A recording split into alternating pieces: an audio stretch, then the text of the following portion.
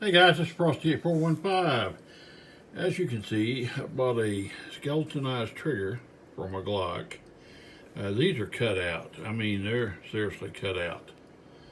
If you can see that, they cut the end of that out. They drilled holes in it. The sides of it are cut out. Little indentations. It's got a special coating on it. I don't know what they call it. They call it some type of a and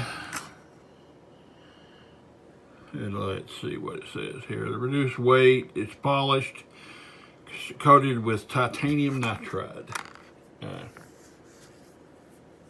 very light. It'll be easy to put on. I'm not going to do a video on installation. It's not that big a deal. A Glock trigger is real simple. You just got to watch your retaining cups and make sure you don't lose them. But I just thought I'd show you all this, and I'll probably do a look at it once I get it in the gun.